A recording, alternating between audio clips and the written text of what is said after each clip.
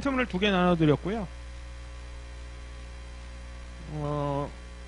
하나는 공부 방법 및 답안 작성법이라고 되어 있고요. 하나는 채점평 이렇게 되어 있습니다. 그래서 두 가지로 나눠서 좀 설명을 드릴게요. 우선 공부 방법 및 답안 작성 그거를 보겠습니다.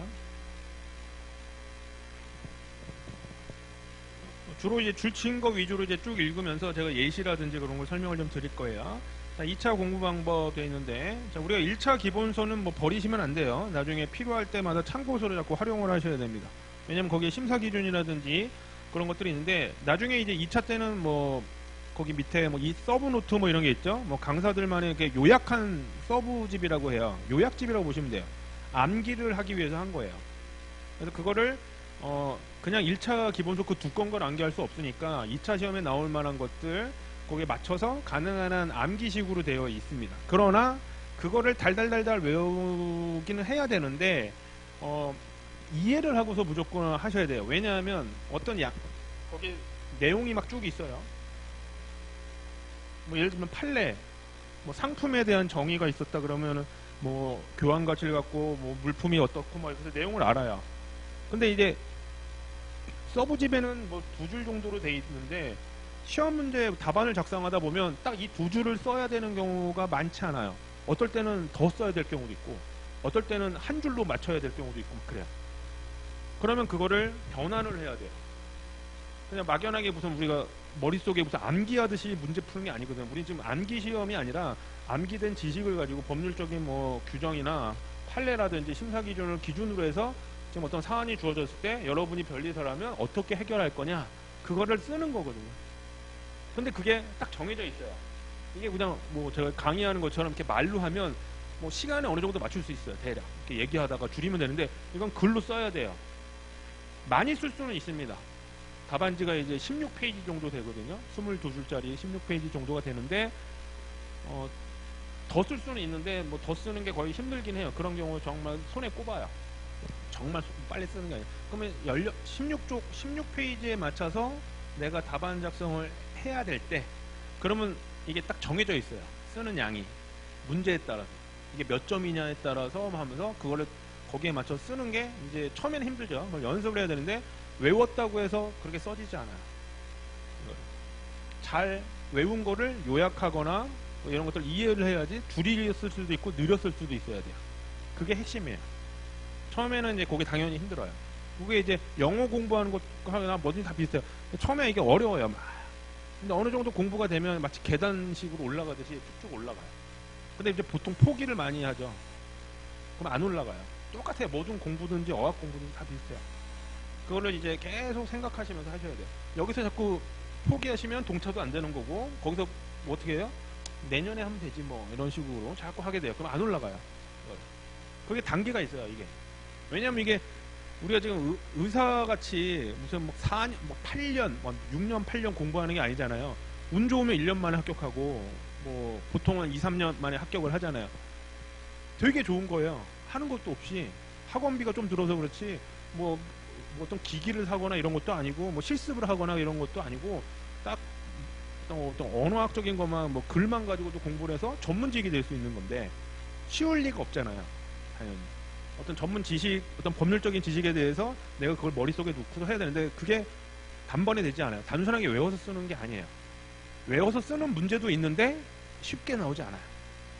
그럼 어떻게 해야 되는지 말씀을 드릴 거예요. 그래서 서브집이 있어도 그거는 항상 이건 기초로 해서 암기를 하지만 내가 그런 관련된 부분이 부족하다 싶으면 항상 1차 때 공부했던 기본서라든지 그런 것들을 포괄적으로 자꾸 보셔야 돼요. 특히 이제 특허 상표는 이미 1차 때 했으니까 민사소송법이라든지 그런 뭐 선택과목법처럼 투자를 안 해도 될 거라고 생각하지만 더 어려워요. 이게 1차 때하고 더 틀려요. 이거를. 그래서 제가 1차 기본 강의할 때도 2차를 항상 생각하면서 공부하라고 매번 누누이 얘기해요. 지금 1차 기본 강의를 하고 있는데 근데 알아들으셨는지는 모르겠어요. 그걸 중간에 얘기하는데 2차 때 닥쳐보면 정말 공부할 게 많구나 하는 걸 느끼거든요. 다른 걸 할 것도 많은데 특허 상표는 안 해도 되겠지라고 생각했지만 막상 문제를 풀어보면 너무 어려워요. 전문 지식이 있어야 되는 거거든요. 전문 지식이니까 법률적인. 하지만 서브노트는 막 오해하시면 안 된다. 그것만 외우면 된다. 그건 아니에요. 자, 서브노트 보시면 그다음에 주 목적은 답안에 쓸 핵심 사항을 우선 암기를 하는 겁니다. 그게 좀 쓰는 형식으로 돼 있긴 하지만 그거를 느려서 써도 되고 줄여서 써야 되는 그런 거를 꼭 기억을 해라 이거고요. 그 다음에 양가로 이번에 서브노트에 선택해가지고 여러 가지 있는데 우리 단권화라는 거 많이 들어보셨죠? 단권화라는 게 뭐 누가 정의한 건 아닌데 원래 옛날에 단권화라는 건 뭐냐면 시험 문제 나오면 이게 어떤 학설 같은 게 이쪽에는 A라는 학설 얘기만 써 있는 책이 있고 이쪽에는 B라는 학설만 써 있는 책이 있어요. 근데 시험 문제나 이런 것들은 그런 학설들의 대립이라든지 이런 걸 써야 돼요. 그러면 옛날에는 그런 게 종합한 책이 없으니까 내가 다 그런 책들 두세 개를 다 사서 그런 부분들을 비교해서 자기가 모으는 거예요. 그게 단권화예요. 옛날 얘기예요. 근데 요즘의 단권화는 요즘에 강사들이나 이런 것들은 이제 서로 이게 뭐랄까 유도하기 위해서 미리 단권화를 다 해놔요. 요즘의 단권화는 뭐냐면 그런 것들은 이미 다 돼 있는데 이제 추가적인 이제 여러 가지 좋은 표현들이 있어요. 특히 상표법이라든지 민사소송법은 판례가 되게 중요해서 판례에서 나오는 여러 가지 좋은 표현들이 있습니다. 그게 이제 서브집 요만한 데에 다 들어가 있지는 않거든요. 그러면 이제 뭐 GS 강의라든지 이렇게 뭐 쓰는 어떤 그걸 실제로 하는 강의라든지 아니면 판례 강의를 듣다 보면 이거는 기존에 있던 책에 있던 내용에 빠져 있네 아니면 이런 내용을 좀 나중에 쓸 때 이런 걸 포함하면 좋겠네 라는 게 보이게 됩니다. 강사가 얘기해 줄 때도 있고 자기가 공부하다 보면 어느 정도 했기 때문에 1차 때하고는 틀리거든요. 그러면 그런 것들을 다 모아서 자기 서브집에다가 모으는 거예요. 그게 요즘의 단권화예요. 그래서 그게 많으면 많을수록 더 좋아요. 왜냐하면 이제 채점평에도 나와요. 천편일률적으로 쓰지 마라. 똑같은 얘기예요. 근데 솔직히 배운 게 똑같은데 천편일률적으로 쓸 수밖에 없지만 자기가 그거를 변화할 수 있을 땐 변화해야 돼요. 뭐 이상한 걸 쓰라는 게 아니라 이런 것들. 그래서 그거를 활용을 하는 게 단권화라고 보시면 돼요. 그래서 그런 걸 자꾸 해석하셔야 됩니다. 다른 과목도 마찬가지고요. 그래서 유의사항 보시면 뭐 필요한 게 있으면 1차 기본서를 다시 뒤져보고 그런 것들을 참고해라. 그런 것들. 얇은 게 좋은 게 아니에요. 얇은 게 처음에는 좋아 보이는데 나중엔 이거 말고 좀 더 외울 게 있거나 뭐 좀 더 추가할 수 있는 게 좋겠구나 이런 걸 생각을 많이 하시게 됩니다. 문제를 풀어보거나 이렇게 되시면. 그런데 그거는 이제 잘 선택을 하셔야 돼요.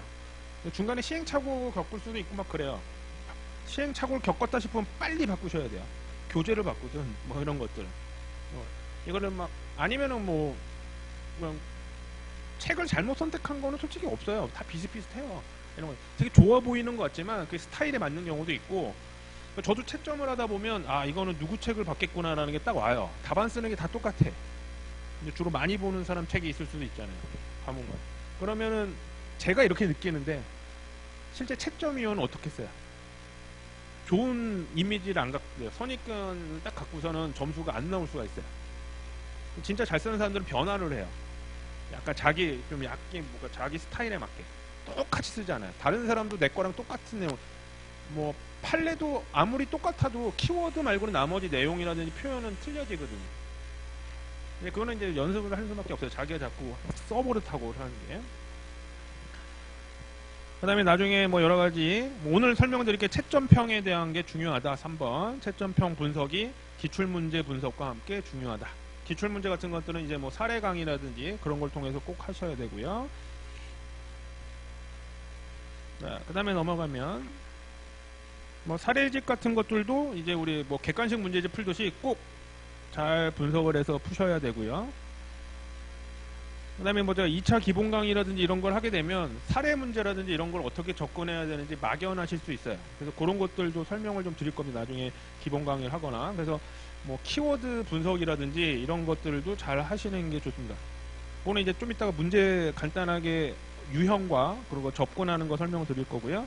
그 다음에 나중에 사례 GS 강의라는 게 있습니다. 이게 뭐 그룹 스터디라고 하는데 요거는 이제 기초 GS라는 거는 보통 원래 2시간 동안 시험 보잖아요. 과목마다 2차 시험은 쓰는 16페이지에 한 과목마다 2시간 동안 쓰는데 그거를 실제 시험처럼 쓰는 거 과목마다 그건 실전 GS라고 하고 그 다음에 1시간 정도만 원래 보통 4문제거든요. 근데 그 중에 2문제로만 1시간 정도만 푸는 걸 하고 나머지 시간은 뭐 기본 이론 강의와 같이 하는 경우가 있고 어떤 경우에는 판례랑 같이 하는 경우도 있고 어떤 경우에는 사례를 같이 하는 경우 있고 왜냐면 이제 이런 경우가 이제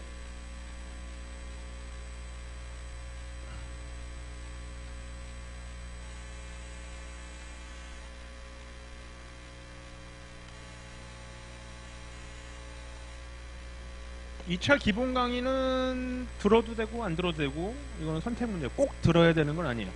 근데 강의를 안 들으면 뭐 큰일 날 것 같은데 이거 별거 없어요. 그냥 서브집 1차 기본 내용에 2차를 어떻게 접근해야 되느냐 그런 걸 설명하는 것 뿐인데 좀 들어보면 다 아는 내용이에요. 근데 나는 좀 약한 것 같기도 하고 다시 한번 정리 겸 해야겠다 그러면 듣는 거예요. 그 다음에 이제 하는 게 이제 사례 강의. 아니면 사례 강의 대신에 바로 기초 GS 가셔도 되고. 이거는 이런 어떤 문제를 막 쓰는 거예요. 어떤 식으로 풀었는지 이런 것들 혼자 하셔도 돼요. 솔직히 이것도. 왜냐하면 보면 다 알아요. 보면 다 아는데 이제 우리가 다 보면 다 의지박약 하잖아요. 잘 안 돼요. 혼자 잘 다 미루게 되고 딱 정해진 시간에 하게 하려면. 그래서 그런 것들은 강의를 들을 거냐 말 거냐 본인이 결정하시는데 이런 식으로 흐름을 가게 되죠. 궁극에는 결국엔 이걸 해야 돼요. 이게 핵심이에요. 그래서 이런 분들도 있어요. 뭐 사례 그냥 집 같은 거 무슨 민사송법이나 이런 게 바쁘니까 그거 하고 보통 자기가 그냥 공부를 한 다음에 서브집 가지고 보면서 사례 집 바로 혼자서 하고 실전 GS를 뭐 다음 달부터 듣는다든지 이런 분들도 꽤 있어요. 근데 그거는 자기가 어느 정도 수준인지 본인만 알 거란 말이에요. 자기가 생각하지. 다른 사람이 하니까 다른 사람한테 만져서 할 필요 하나도 없어요. 왜 시험 보는 거 다 똑같고요. 수준도 다 틀려요. 사람마다. 어떤 사람은 특허나 그러니까 과목에 따라서 결정을 하셔야 돼요. 강의를 다 들을 수는 없어요. 강의 듣는다고 그게 뭐 자기 지식이 되는 거 아니에요. 결국엔 다 자기가 봐야 돼요. 다 자기. 어려운 부분이 있거나 한번 정리가 필요한 과목에 대해서는 강의를 활용하는 거지 솔직히 기본 이론 같은 것들은 이미 다 알고 있는 것들입니다. 솔직히. 이런 식으로 쓰는구나 같은 거는 1차 때 공부 어느 정도 했으면 다 알아요. 그거를 이제 마치 강사한테 들으면 막 되게 쉽게 머릿속에 들어오고 그럴 것 같은데 솔직히 저도 강의를 하고 있긴 하지만 저도 수험생 다 해봤고 솔직히 강의를 들은 시간은 공부 시간이 아니에요. 아무리 집중해서 들었다 하더라도 자기가 공부 안 하면 다 뭐 이해를 필요로 하는 부분도 있긴 하지만 그거 그렇게 많지 않거든요. 그래서 이런 식으로 흐름을 가게 되는데 결국에는 이제 요거는 1시간짜리 요거는 이제 2시간짜리 이렇게 진행을 하게 되는 게 흐름이 뭐 그런 강의들을 하게 됩니다. 그래서 그거를 꼭 하셔야 되고요. 그 다음에 그 문제 유형이 뭐가 있느냐 우리가 이제 크게 그 다음 페이지에 보시면 단문형 문제가 있고요. 그 다음에 이제 사례형 문제가 있습니다. 이제 여러분들이 어려워하는 게 사례형 문제예요. 단문형 문제는 좀 쉽지 않을까 이런 생각을 많이 하실 거예요. 이게 채점평에도 나와요. 단문형 또는 준사례형 문제라고 하는데 이런 것들은 거기 보시면 바로 나올 거예요. 2번 거기 단독으로 단문 문제가 있고요. 마치 사례 형식인데 뭔가를 암기해서 쓰는 것처럼 나오는 게 있어요. 이게 결국엔 다 단문 문제형이에요. 그럼 거기 1999년도 문제 보시면 상표권 소멸일로부터 1년 이내 출원한 상표 이렇게 돼 있죠. 그럼 이거에 대해서 설명하시는데 지금은 없어진 규정이에요. 옛날 국법의 7조 1항 8호입니다. 지금은 없어졌어요. 삭제됐습니다. 2016년도에. 이런 걸 쓰는 거예요. 이런 부분들을. 그 다음에 2000년도 문제 보시면 입체 상표의 등록 요건과 효력의 제한에 대해서 설명하시오. 뭐 기능적인 거라든지 90조 뭐 1항 5호라든지 뭐 이런 것들 쓰는 거죠. 자, 이런 것들 어때요? 사례형 문제보다는 쉬워 보이죠. 이런 부분들은 그냥 쓰면 되니까 내가 알고 있던 거 암기하거나 뭐 서브집에 있는 거 쓰면 되겠지라고 생각하는데 이게 쉽지가 않습니다. 이거 이제 뒤에 설명드릴 거고요. 그 다음에 준사례형 문제는 마치 사례 형식처럼 보이기는 하는데 기본 이론 같은 걸 쓰라고 나와요. 그거 보시면 2004년도 문제 1번 갑의 A 상표가 등록되기 이전에 금전적 피해를 보존하기 위하여 갑에게 인정되는 상표법상 권리에 대해서 서실하시오. 이게 손실보상 청구권입니다. 그걸 쓰는 거예요. 결국엔 그걸 이제 마치 사례가 있어서 뭐 갑이 어떻고 뭐 이렇게 있는데 손실보상 청구권의 한 8, 90%의 일반적인 이론을 쓰고 나머지 요 사례 뭐 갑은 뭐 이렇게 손실보상 청구권을 활용하면 될 거다라고 해서 간단하게 언급만 해주면 정도. 요게 이제 사례를 적용하는 건 아닌데 사례 형식을 띄면서 결국 이론을 물어보는 거. 결국 단문 문제예요. 하나에. 근데 이게 의외로 어렵습니다. 자, 만약 이런 문제가 나왔다. 여러분들 만약에 공부를 어느 정도 했어요. 지금이 뭐 얼마 쓸지는 모르겠지만 여러분이 나중에 시험 볼 때가 됐어요. 그럼 내가 어느 정도 공부를 했어요. 아는 이론이야. 손실보상 청구권 암기도 다 했어. 몇 점 나올 것 같으세요? 뭐 예를 들면 10점, 100점이 되어 있는데 보통 이제 우리가 쓰는 문제들 이제 것들은 만점이 10점이라고 되어 있으면 최대 6, 70점 이상을 절대로 안 넘어요. 그게 만점이에요. 채점하는 사람들 거기서 까는 식으로 해요. 어떤 형태가 있고. 그러면 되게 웃길 거예요. 손실보상 청구권은 모르는 사람 없어요. 근데 점수차가 천차만별이에요. 접근하는 법이 틀려요. 왜냐하면 암기하는 건 교재마다 다 비슷비슷해요. 손실보상 청구권은 워낙 절차가 간단해서 제 책이나 뭐 다른 사람 강사 책이나 다 비슷해요. 근데 나중에 점수 이게 나오면 뭐 7점이 만점이라면 10점 만점에 7점 정도가 아마 잘 쓰면 7점일 거 아니에요. 근데 어떤 사람은 7점, 어떤 사람은 5점, 막 1, 2점이 차이가 나요. 1, 2점이 되게 커요. 이런 게 쌓이면 과목마다 쌓이면 나중에 1점 차로 떨어지면 되게 뭐 어디다 하소연할 데가 없어요. 나만 알아. 떨어진 건 떨어진 거예요. 이걸. 그런 것들을 해서 그런 걸 놓치시면 안 되거든요. 쉬운 문제도. 그런 게 다 어디서 나오냐면 채점평에서 어떻게 좀 해라 이렇게 다 나와. 몰라서 그렇지. 우리는 근데 그거를 간과하고 있다가 그냥 암기 다 했으니까 오케이 뭐 이런 식으로만 하는데 암기를 하더라도 단문형 문제로 나올 걸 생각해서 어떤 다른 이론과 연결돼 있지 않을까 항상 생각을 하는 게 되게 필요해요. 그러니까 시간 투자가 또 들어가야 돼요. 다른 것들. 그런 것도 또 설명드릴 거고요.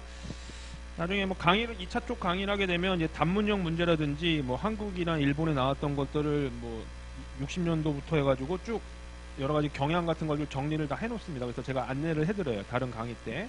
그래서 기존의 기출 경향이라든지 이런 걸 설명드려서 단문형 문제는 이런 게 나올 가능성이 높아 보인다라고 해서 보통 강의 때 말씀을 드립니다. A, B, C 나눠가지고요. 잘 맞은 해도 있고 잘 안 맞은 해도 있고. 자, 그리고 이제 일반적으로 이제 좀 어려워하시는 게 사례형 문제죠. 사례형 문제는 뭐 보시면 바로 밑에 2번 말 그대로 막 어떤 사실관계가 주어져 있고 이제 내가 문제를 푸는 거예요. 근데 요거는 또 좀 크게 좀 이런 식으로 나눠요. 양가로 2번에 통문제라고 되어 있죠. 7페이지에. 이거는 막 사실관계가 주어져 있고 그냥 20점 만점 해놓고서는 그냥 문제 풀어라 돼 있어요. 그러면 내가 어떤 거를 그냥 어떤 논점이 있을지를 내가 우선 찾은 다음에 논점을 자기가 생각해서 점수를 해야 돼요. 이거를 20점에 맞춰서 어떤 논점이 있을지 몰라요. 이걸. 좀 어려워요. 이런 게. 근데 이런 게 이제 채점하기 좀 어려우니까 요즘엔 추세가 거기 양가로 3번 세분화된 문제입니다. 딱 한 설문 한 2개나 3개 정도로 해서 딱 이거는 10점 이렇게 물어봐요. 그래서 딱 10점에 맞게 딱 쓸 수 있게. 그러면 이 10점이냐 몇 점이냐가 되게 중요해요. 이거를. 이제 뒤에 이제 설명드릴 건데 1점당 이제 답안지에 3줄이에요. 보통. 그러니까 3줄 정도가 1점이라고 보시면 돼요. 그러면 이게 10점이죠. 설문 1번 같은 경우에 뭐 거저류의 타당성을 검토하시오. 그러면 많이 써야 30줄 정도에서 33 요 정도 쓰는 거예요. 근데 나는 되게 아는 게 많아. 그래서 설문 1번에 대해서 내가 한 50줄을 썼어요. 그럼 몇 점 나와요? 아무리 잘 써도 7점이에요. 쓸데없이 많이 쓰는 게 중요해요. 그래서 아까 왜 앞에서 제가 답안을 이렇게 뭐 같은 내용이더라도 줄일 줄도 알아야 되고 느릴 줄도 알아야 되는 데가 이것 때문에 그런 거예요. 이게 되게 어려운 거예요. 이게. 그러니까 막 흥분하시는 경우가 있어요. 왜냐면 아는 게 나오면 자기도 모르게 흥분해요. 처음에 특히 동차 때 조절이 안 돼. 아는 거 다 써야 되거든. 근데 막 써보면 지금 10점이면 33줄 해가지고 30줄이다 그러면 한 페이지 반 정도 되거든요. 근데 눈 떠보면 한 3장을 써놨어. 그런 경우 되게 많아요. 채점하거나 이제 딱 보면 제가 이제 어떤 경우에도 막 그게 제가 채점하면 빨간색으로 써요.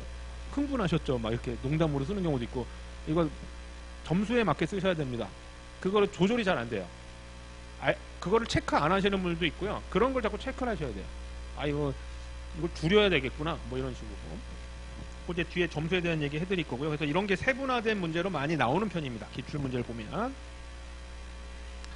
자, 그 다음 페이지 보시면 사례형 문제 유형 되어 있는데 이거는 그냥 참고로 보시면 돼요. 이게 딱 정해져 있는 건 아니고요. 기존에 나왔던 것들 뭐 이런 것들이 사례형 여러 가지 문제가 나왔는데 이거는 뭐 굳이 외우거나 그럴 필요는 없고요. 사례집이라든지 뭐 GS 강의를 통해서 이제 접하시면 됩니다. 이런 것들. 기출 문제가 제일 우선 좋아요. 기출 문제를 통해서 이런 걸 접근하시는 게 원래 제일 좋은 게 기출 문제예요. 주옥 같은 문제예요. 출제위원들이 이런 것들을 막 가다듬어서 계속 내는 문제이기 때문에 제일 좋아요.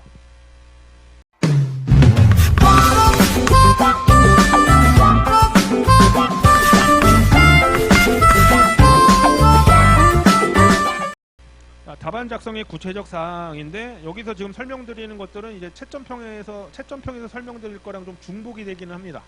우선은 이걸 좀 설명드리고 채점평에서 다시 한번 확인을 할게요.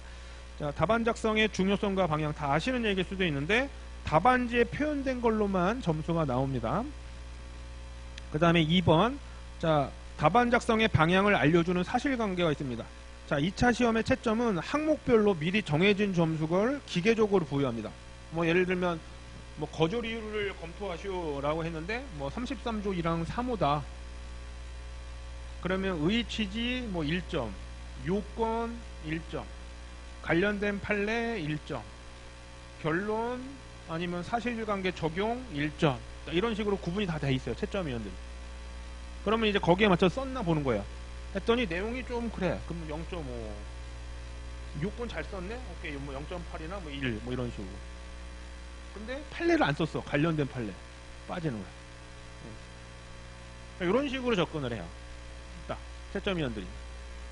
그냥 막 논술시험이라고 해서 막 하는 게 아니거든요. 다 기준표가 있어요.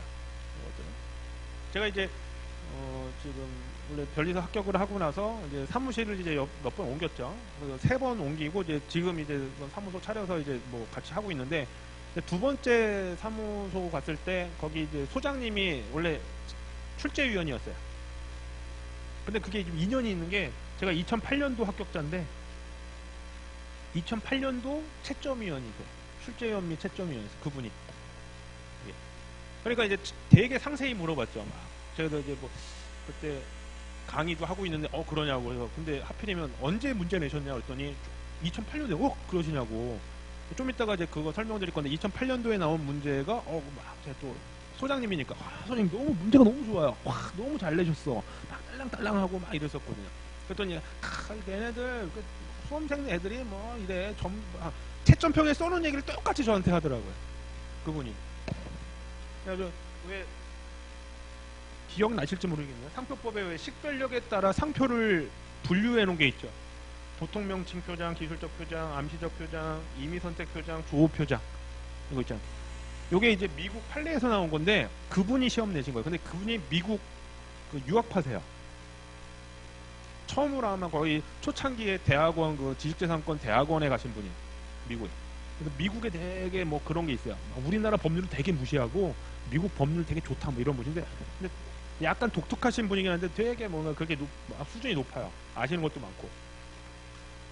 근데 이걸 문제를 어떻게 푸는지에 대한 그런 거를 정확히 알려주시더라고요.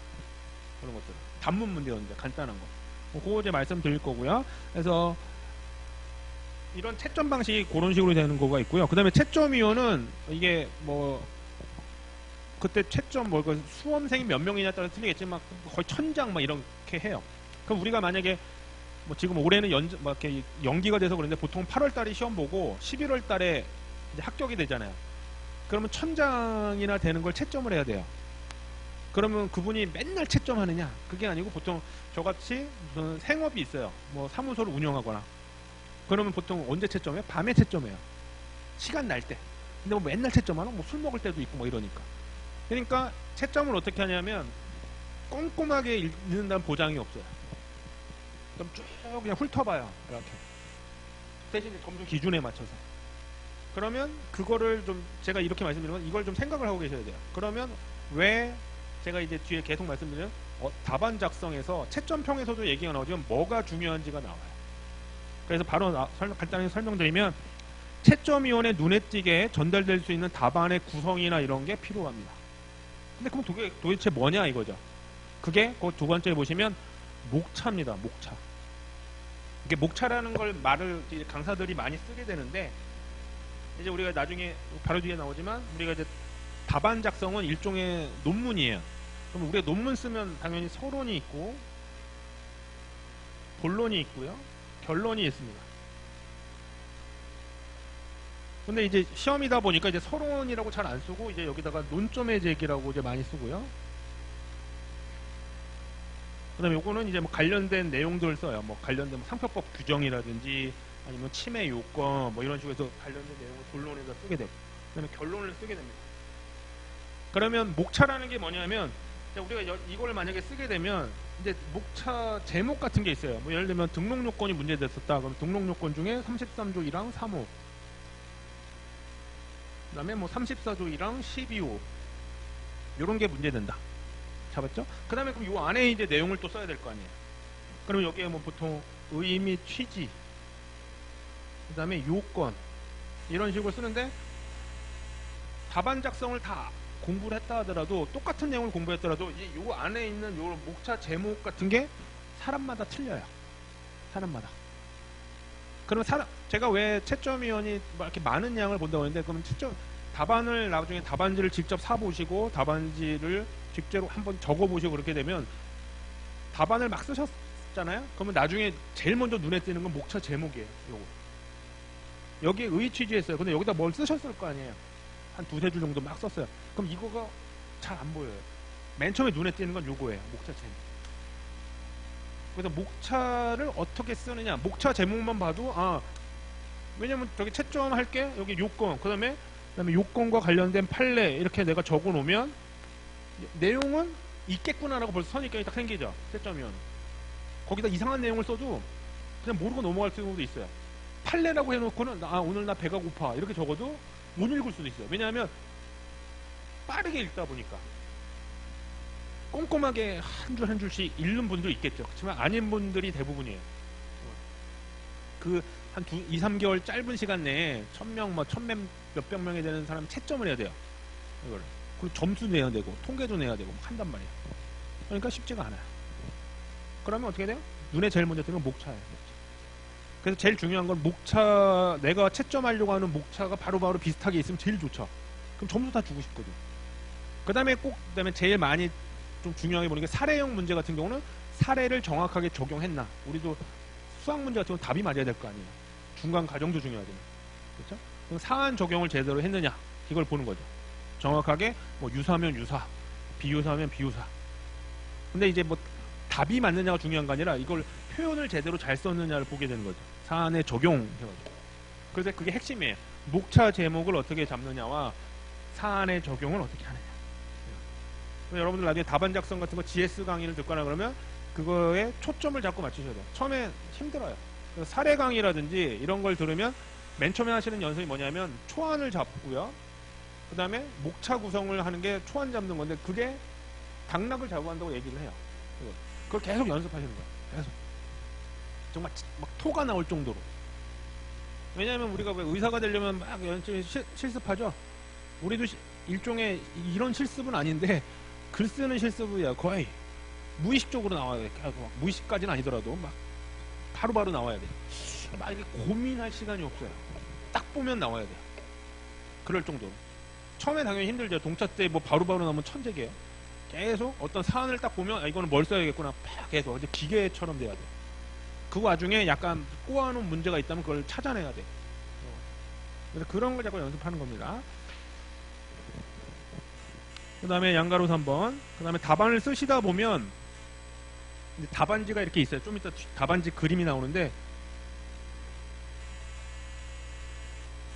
답안지가 이제 22줄 정도가 있고요. 여기 점선이 조금 있어요.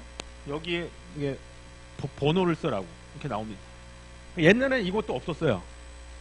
그러면 어떻게 하냐면 자꾸 사람들이 쓰긴 써야 되겠고 이걸 해야 되니까 자꾸 이런 걸 많이 해요. 뭐 로마자 1번 뭐라고 쓰고 자꾸 오른쪽으로 이사를 가.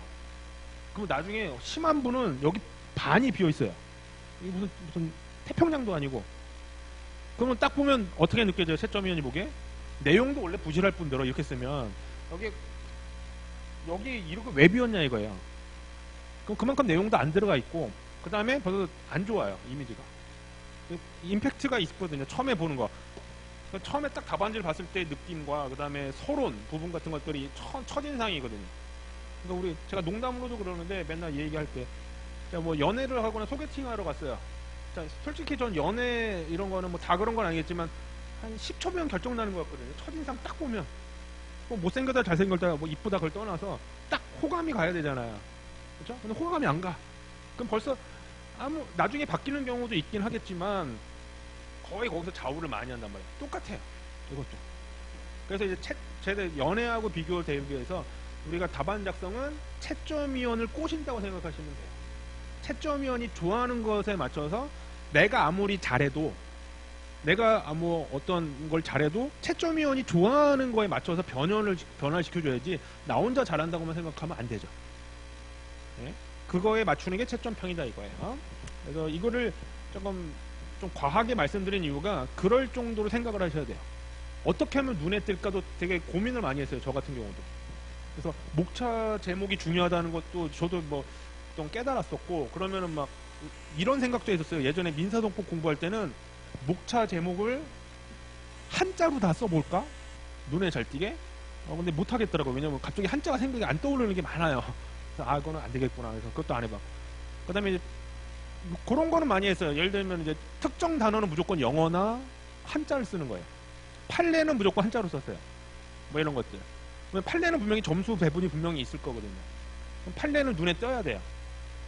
여기는 판례 부분이구나 해가지고 했다든지 아니면은 뭐 특허에 관련된 거다 그러면은 만약에 뭐 진보성이다 그러면 괜히 옆에다 영어를 꼭 써줘요. 뭐 인벤티브 스텝 해가지고 진보성이라는 게 중요하게 논점이 될 때가 많으니까 뭐 이런 것들 그런 것들도 생각을 되게 많이 했어요. 왜? 채점위원한테 눈에 띄게 하려고 하는 거거든요. 뭐 이렇게 그게 노력이 그만큼 중요하다는 거예요. 뭐 거기에 맞춰서 자꾸 생각도 하셔야 되고. 네, 그 다음 페이지 보시면 거기 견본 샘플이 있죠. 그 나중에 뭐 학원마다 또 그런 게 있어요. 이거를 이게 철로 해가지고 연습장처럼 한 것도 있어요. 그러면 그걸 아예 사서 연습장처럼 쓰셔도 돼요. 자꾸 거기 왜냐면 또 중요한 게 글씨도 잘 써야 돼요. 그러니까 뭐 글씨를 잘 쓴다기보다는 그 딱 답안의 크기에 맞춰서 글씨 쓰는 게 계속 연습을 해야 돼요. 왜냐면 본인이 되게 글씨를 잘 쓰면 상관없는데 대부분 이거 빨리 써야 되잖아요. 그러면 저도 천천히 쓰면 되게 잘 쓰는 편인데 이게 흥분하면 날라다녀요. 근데 알아볼 수 있으면 탁 좋은데 대부분 한 20-30% 분들은 본인은 알아보는데 다른 사람은 못 알아봐. 그 되게 큰일 나요. 자기는 다 잘 썼는데 선입관도 안 좋지. 벌써 뭔 얘기야? 뭐 이러면서 안 좋게 보죠. 그 다음에 짜증이 나거든요. 채점위원이 채점할 때. 그러면 1점 받을 게 0.5점 되고 안 주고 막 이럴 수가 있어요. 그거를 이제 미리 연습하는 거죠. 글씨 같은 것도. 예, 그렇게도 많이 해요. 그러면 이제 아까 왜 제가 점수가 왜 중요하고 거기 점수에 맞춰서 뭐 몇 줄이냐 이런 게 중요한 게 우리가 보통 과목마다 16페이지입니다. 16조. 그게 이제 21페이지당 22줄이에요. 그러면 이게 나중에 뭐 계산하는 거는 뭐 굳이 제가 설명 안 드리는데 그래서 결론은 3줄당 1점이라고 보시면 돼요. 그래서 내가 한 10점을 써야 된다 그러면 30줄. 한 5점만 써야겠다. 그러면 15줄. 그게 딱 감이 잡혀야 돼요. 이거는. 왜냐면 이제 10점짜리 문제인데 그러면 거기에 논점이 2개가 있어. 그러면 5점씩은 배분해서 써야 되잖아요. 그렇죠? 논점이 3개가 있어요. 그러면 10줄씩 써야 되죠. 30줄이니까. 그러니까 그게 딱 초안을 잡을 때 미리 이런 어떤 논점이 있지 하고서 한 8분에서 12분 정도의 초안 작성하는 시간이 있어요. 그걸 그렇게 정도 잡아야 돼요. 그러면 그때 그런 게 처음에는 이제 모르니까 적어요. 요거는 5줄. 이제 많이 하다 보면 이제 안 써도 이제 감이 오죠. 딱 보는 순간 기계처럼 되니까.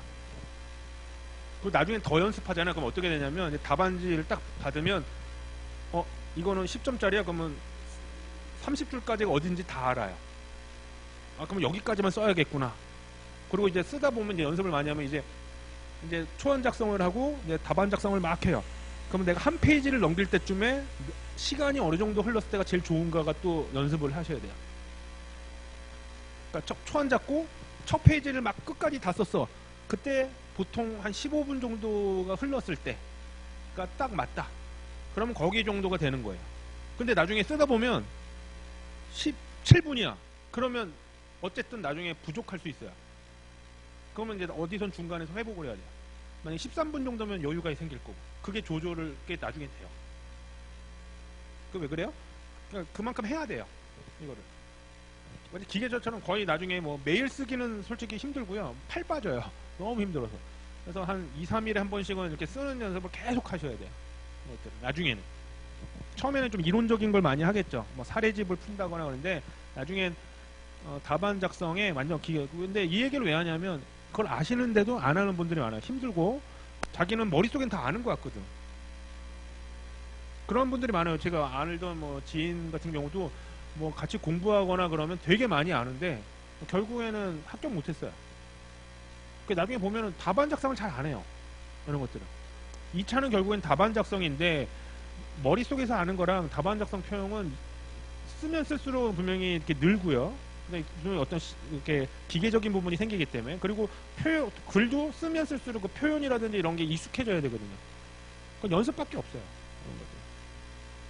그래서 그 부분들을 말씀드렸고요. 거기 뭐 시간이라든지 이런 것들은 대략적인 거고 뭐 이거는 개인에 따라 조금씩은 차이가 있을 수 있는데 그걸 이제 수치화한 겁니다. 읽어보시면 다 아실 거고요. 자, 답안 작성 보겠습니다. 자, 답안 작성 되는데 여기에 있는 대부분의 내용은 제가 그냥 만든 단어가 아니고 채점평에서 나왔거나 이런 것들이에요. 그래서 이런 걸 알고서 자꾸 접근하셔야 돼요. 자, 우선 우리가 답안은 논문 형태, 작은 논문이라고 보시면 됩니다. 그래서 보통 서론, 본론, 결론이 있죠. 그리고 뭐 한 방에 뭐 엄청난 내용을 쓰려고 하지 마시고 중요한 내용마다 좀 논리적으로 각각의 쟁점이 있을 것 같다 그러면 그걸 다 챙기셔야 됩니다. 그 다음에 목차, 아까 말씀드린 목차 구성이나 이런 것들이 되게 중요하다. 나중에 사례집을 공부하시거나 그럴 때 사례집에 보면 이제 강사들이 이제 자기가 쓴 책에 따라 목차를 잡아놨어요.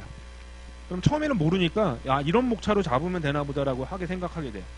근데 나중에 두세 번 자꾸 복습하잖아요. 그때 어떻게 하냐면 의심하셔야 돼요. 아, 이 목차가 맞나? 여기 목차 대신에 다른 목차를 쓸까?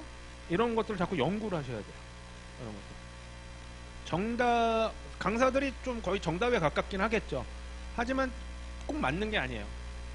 어디에 초점 맞춰야 돼요? 채점위원회 눈에 띄게 목차를 한번 잡는 걸 자꾸 생각을 하셔야 돼요. 그 예시는 드릴게요. 제가 이렇게 말만 하면 와닿진 않으니까. 서론 및 결론 같은 경우에 뭐 여러 가지 쓰는 거에 대해서 쭉 설명드렸는데 그건 채점평에서 말씀을 드릴 거고요. 그리고 이제 실수를 많이 하시는 게 나중에 강사분들 중에 그렇게 얘기하시는 분은 절대 그러니까 듣지 마세요. 서론, 본론, 결론인데 결론에는 이미 뭐 예를 들면 33조 1항 3호에 해당하느냐 안 하느냐 그래서 여기에 소결 해가지고 해당한다 뭐 이렇게 쓰고 여기는 뭐 해당하지 않는다 이렇게 쓴단 말이에요. 이미 여기 간단한 결론이 나와요. 근데 결론에다가 또 이거를 쓸 필요가 없다고 얘기하시는 강사분들이 있어요. 절대 안 돼요. 어떤 논문이라도 결론을 꼭 내요. 간단한 결론, 또 요약을 내야 돼요. 최종적으로. 논점의 제기에는 또 실수를 많이 하시는 게 이거를 문제에 주어진 내용만 간단하게 쓰는 분들이 있어요. 뭐 이 상표는 뭐 거절 이유를 받았으므로 등록 요건만 검토한다. 이렇게 간단하게 쓰는데 본론에서 어떤 거를 검토할 거냐? 33조 1항 3호, 34조 이 목차 제목에 있는 어떤 걸 검토할 건지가 여기 다 나와줘요. 이게 왜 그래요? 채점위원이 맨 처음에 접하는 문패 같은 거예요. 아, 이 사람은 어떤 내용을 쓸 건가 이제 봐야 되는데 서론에 이상한 얘기만 써놓고 있어. 그럼 벌써 뭐예요? 안 좋게 보고요. 모른다고 생각을 해요. 여기를 아무리 잘 써도 여기서 점수가 깎이는 거예요. 근데 여기를 잘 해야 되고요. 그 다음에 우리가 수미상관이라고 하잖아. 논점에서 제기가 된 부분에 대해서는 결론에서 그거에 대해서 결론을 정확하게 내려주셔야 돼요. 이거는 모든 과목의 공통적인 거예요. 상표법뿐만 아니라 답안 작성은 똑같은 거거든요. 세부적인 내용이 약간 틀릴 수 있기는 한 부분들이 있기는 해요. 그런 것들은 여기서 또 설명드리고요. 그다음에 뭐 쟁점을 챙긴다든지 기술 방법 이런 것들은 또 자세한 거는 채점평에서 설명드릴 거고요. 몇 개만 언급을 드릴게요. 자, 우리가 상표법에서는 특히 주의하셔야 될 게 기술 방법의 3번. 거기 법조문은 가능한 한 법, 제 몇 조, 몇 항, 몇 호 이렇게 돼 있잖아요. 이렇게 기술하셔야 돼요. 나중에 공부하시다 보면 이제 뭐 특허법이 좀 특히 그러거든요.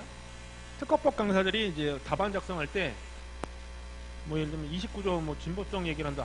이렇게 써도 된다고 얘기하시는 분들이 있을 거예요. 특허법은 그럴 수도 있어요. 왜 그러냐면 특허법을 채점하거나 이런 분들이 특허 변리사거나 뭐 그럴 수 대부분 그런데 법조문을 이렇게 어떻게 쓰느냐는 별로 이렇게 신경을 잘 안 써요. 근데 상표법하고 민사소송법은 민감해요. 왜냐면 특허는 기술적인 부분에 되게 초점을 맞추는 거거든요. 근데 상표법이나 민사소송법은 뭐가 중요해요? 형식적이거나 판례 이런 걸 되게 따져요.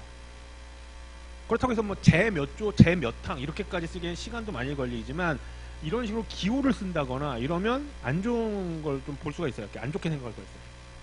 그러니까 시간도 많이 차이 안 나니까 가능한 한 제 몇 조, 그냥 몇 조, 몇 항 이렇게 해서 그렇게 쓰셔야 돼요. 기호로 쓰는 거는 이거는 아까 그랬잖아요. 논문 같은 경우는 뭐 실험도 아니고 글로 쓰는 건데 막 기호가 돼 있으면 안 되죠. 뭐 이렇게 이퀄 막 이런 거 있거나 뭐 화살표 이런 거 넣으시면 뭐 가로나 이런 거는 괜찮은데 그런 얘기도 막 나와요. 채점평에 보면 다 읽어보면. 그래서 기호나 이런 걸 함부로 넣으시면 안 돼요.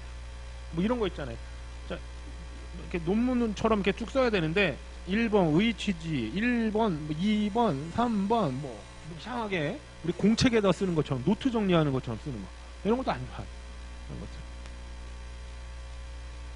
그러니까 뭐 이런 거죠. 1번 하고서는 뭐 그냥 단순한 뭐뭐 합니다. 뭐뭐 합니다. 여기서 정확한 문장으로 끝나야 되는데 단순하게 뭐 요약 키워드만 쓴다든지 뭐 기술적 상표 끝 그렇게 해가지고 단순하게 노트처럼 쓰시면 안 돼요. 이런 것들은.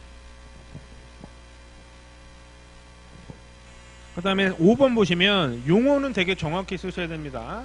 특히 상표나 민사소송법이 특히 그래요. 상표 같은 경우에 실수를 많이 하시는 분들이 많아요. 상품이냐 서비스냐 이런 거 실수하시는 분들 많고 특히 동차일 때 이런 게 익숙하지 않아서 그렇거든요.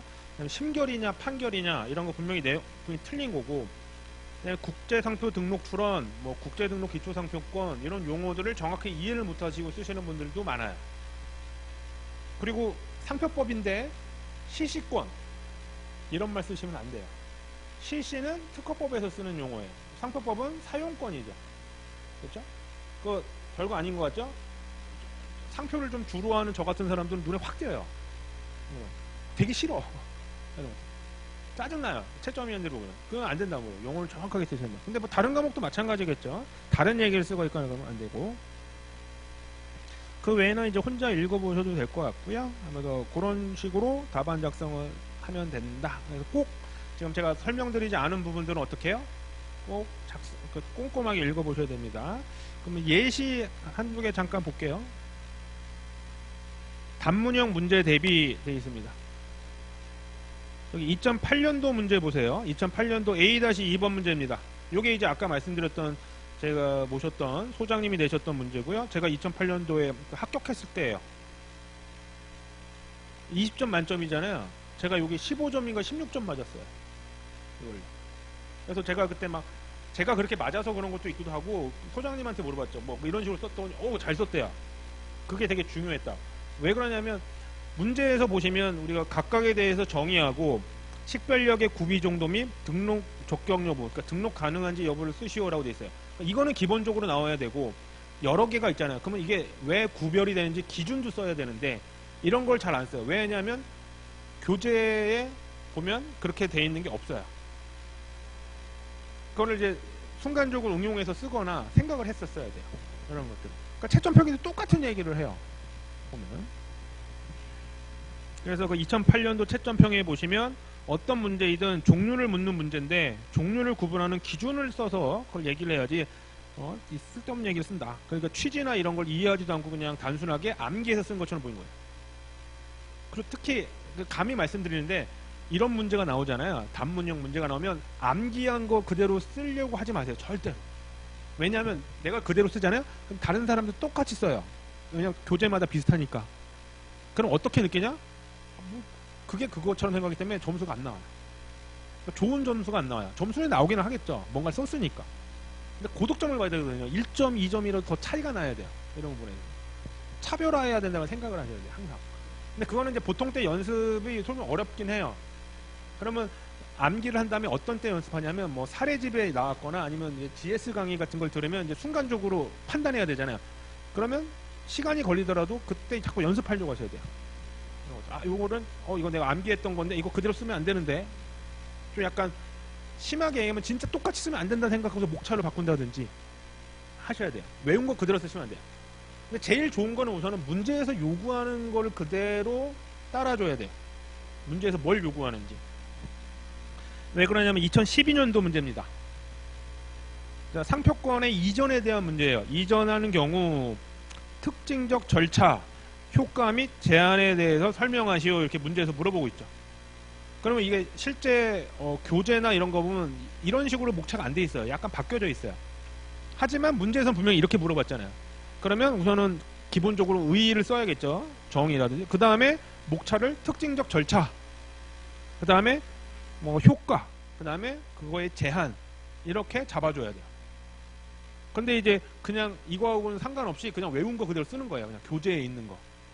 그러니까 채점평에도 나오죠. 2012년도 채점평에 그 절차 효과 및 제한에 관하여 묻는 것이다. 그렇다면 답안의 구성도 절차 효과 이렇게 돼서 구분하여 작성하여야 할 것인데 의외로 많지 않았다.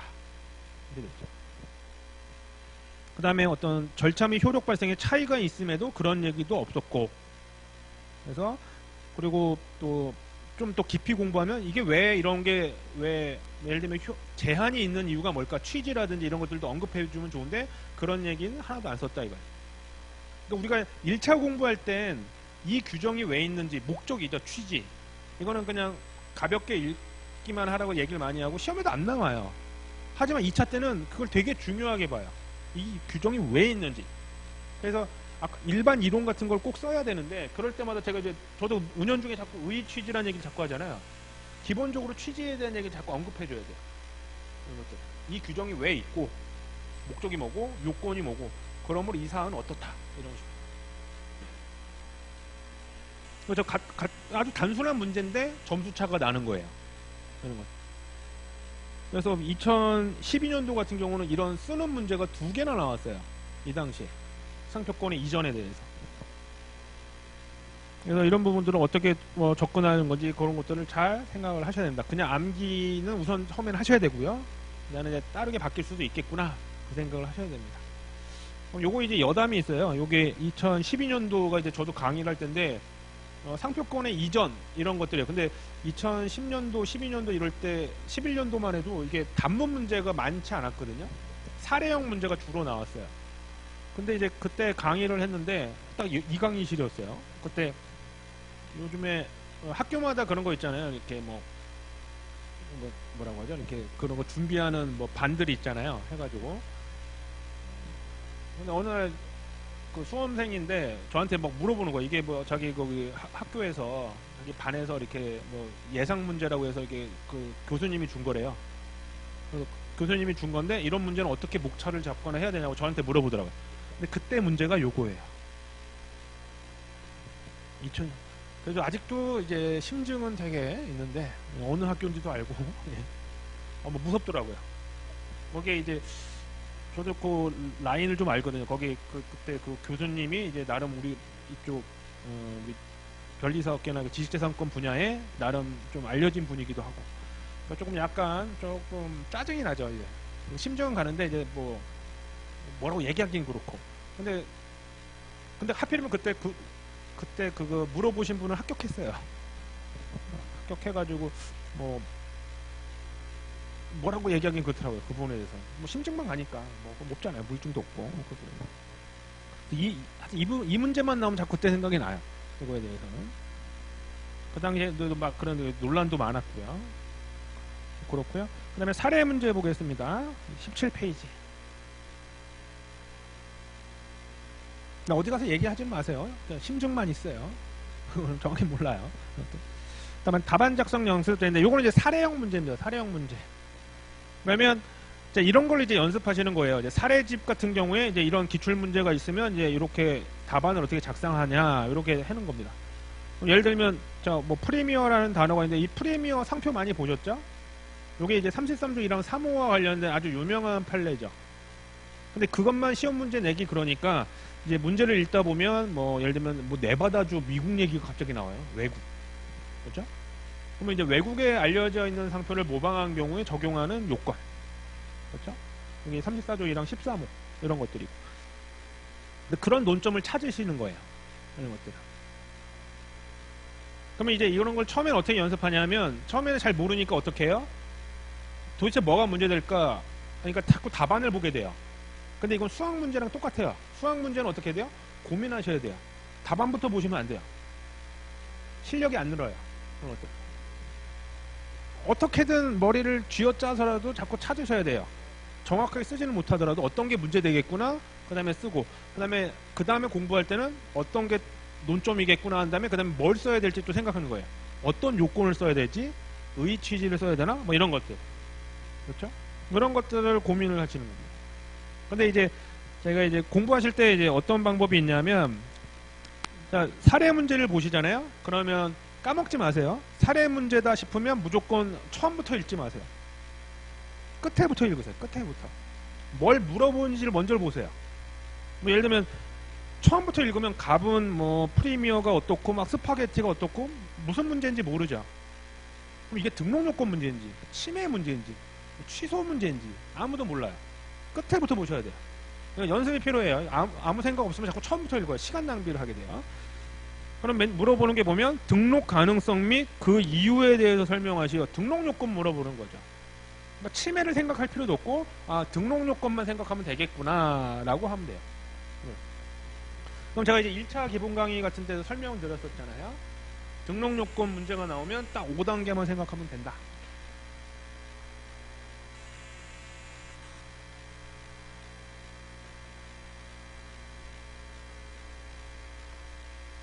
2차 시험에서는 이 5단계만 생각하면 돼요. 맨 처음에는 상품부터 보셔야 돼요. 상표부터 보시면 실수해요. 뭐랄까 좀 논점 누락하기 쉬운 게 생겨요. 상품부터 보셔야지 38조라든지 이런 명칭에 대한 거를 고려할 수가 있고요. 그 다음에 또 주의할 게 상품이 등록요건 문제니까 등록요건 문제라는 게 뭐예요? 거절 이유나 무효 사유를 물어보는 게 등록요건 문제인데 상품이 하나면 오케이. 문제 없어요. 근데 상품이 만약에 2개야. 지정 상품이 2개 이상이에요. 그럼 뭐가 있을 수 있어요? 거절 이유나 이런 걸 따질 땐 출원일체의 원칙. 그렇죠? 그 다음에 등록 이후에 무효 사유를 물어보는 거다 그러면 일부 청구, 일부 인용, 일부 기각. 요걸 이제 일부 무효라고 하죠. 요런 게 논점이 될 수 있어요. 요걸 빠뜨리시는 경우가 많아요. 그러니까 무조건 연습이 돼 있어야 돼요. 상품 사례 문제인데 등록 요건 문제다. 그러면 5단계를 떠올리시면서 맨 처음에 해야 될 거는 상표가 아니라 상품부터 보셔야 돼요. 뭐 상품의 명칭에 대해서 문제가 있는지 없는지 확인하시고. 그 다음에 이제 정의 규정, 그 다음에 3조 1항 우리 사용의사, 그렇죠? 그 다음에 식별력, 그 다음에 부등록 사유, 선출원주의. 이렇게 공부를 하셔야 돼요. 공부를 하는 게 아니고 이렇게 하셔야 돼요. 그래야지 논점 누락을 안 해요. 논점 누락을 잘해요. 예를 들면 이런 문제가 나왔다고 치죠. 갑은 개인인데 A라는 상표가 있어요. A6라고 하죠. 영문자 하나, 숫자 하나. 근데 상품을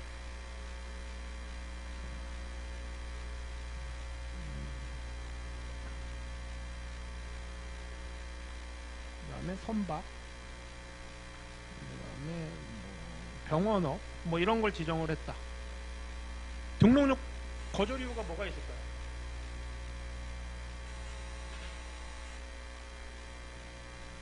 거절 이유가 최소 2개가 있어요. 최소. 근데 사안이 붙으면 이제 더 많아져.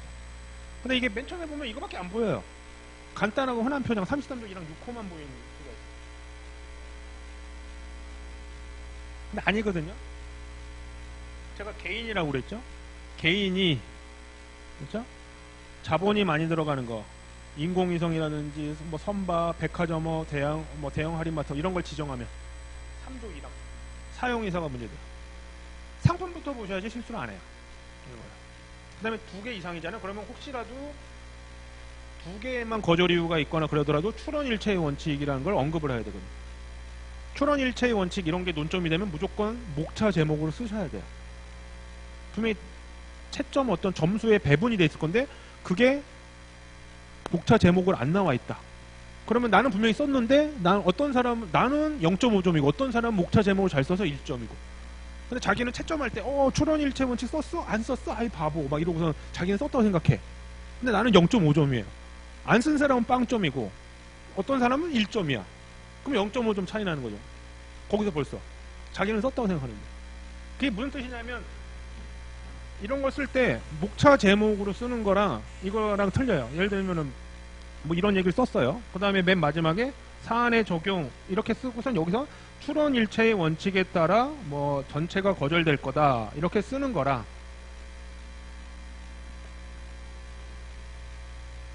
이거 하기 전에 뭐 여기 뭐 이런 게 있었겠죠. 근데 얘는 1, 2, 3 하고선 출원일체의 원칙 하고서는 상품이 2개 이상 지정된 경우에서 한두 줄 써요. 그 다음에 사안의 적용. 그래서 사안의 경우는 뭐 33조 1항 6호와 3조 1항으로 출원 전체가 거절될 거다. 이렇게 쓰면 똑같은 내용인데. 그렇죠? 분명히 나 썼어요. 여기도 썼어요. 그럼 제가 아까 그랬잖아요. 지금 이렇게 써서 잘 구분이 안 되시는데 답안을 나중에 써보세요. 답안지에다가. 그러면 요 안에 있는 내용보다 이게 먼저 띄어요. 제목이. 그럼 제목을 보면 벌써 0.5점 줄게 1점 주게 되고 그러는 거예요. 차이가 나는 거예요. 자기는 썼다라고 해도 이거는 논점을 누락 안 했네 라고 해서 누락한 사람보다는 잘했지만 논점 누락 안 하고 목차 제목으로 잘 표현한 사람을 못 이겨요. 그걸 뭐 한다? 그걸 연습을 하셔야 돼요. 그게 핵심이에요. 아까도 계속 그걸 강조드렸죠. 그 다음에 나중에 뭐 다른 강의라든지 뭐 그러면 또 스킬을 알려드리긴 하는데 예를 들면 거기 18페이지 보겠습니다. 18페이지. 자, 초안이라고 했죠. 이렇게 간단하게 이렇게 잡는 게 초안이에요. 여기에 오고 실제 내용은 또 답안지에는 여러 가지 내용을 써야겠죠. 그럼 여기 보시면 이렇게 쓴 경우가 있죠. 목차를 변환하는 스킬이 하나가 있어요. 여기는 이제 그냥 무난하게 갑의 출원일 상표에 대한 등록 뭐 가능성 및 그걸 썼는데 로마자 2 거기서 제목을 썼고 1번 33조 1항 1호 3호 그다음에 2번 33조 1항 12호 뭐 이렇게 썼죠. 그 다음에 뭐 의취지 뭐 요건 뭐 이런 식으로 돼 있죠. 그러면 제일 또 하나의 제일 기본적인 목차 변형하는 방법 중에 하나가 뭐냐면 자 분명 이게 중요한 거죠. 중요한 거죠. 여기 눈에 띄면 띌수록 좋겠죠. 그렇죠? 그럼 이걸 어떻게 하냐면 이렇게 할 수도 있어요. 꼭 로마자 2 하고서 이렇게 쓸 필요 없고 이거를 아예 끄집어내는 거예요. 등록 가능성 1 하고선 33조 1항 3호 이렇게 쓰고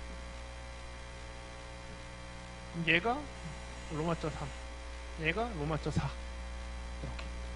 그러면 요 밑에 있던 것들이 이제 어떻게 나와요? 요게 이제 어떻게 올라가요? 1 이렇게 되죠. 요게 2 의취지 하고서 그럼 이게 뭐냐면 목차가 상위 목차로 나올수록 눈에 잘 띄어요.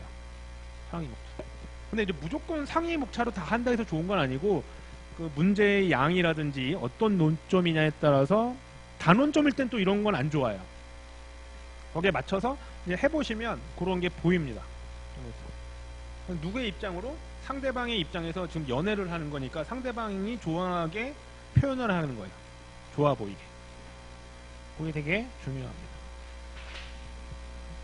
이건 이제 맛배기로만 해드린 거고요. 실제 이제 사례집을 푸시거나 그러시면서 그런 것들을 연습을 하셨으면 좋겠습니다. 됐죠? 이런 것도 꼭 하시고요.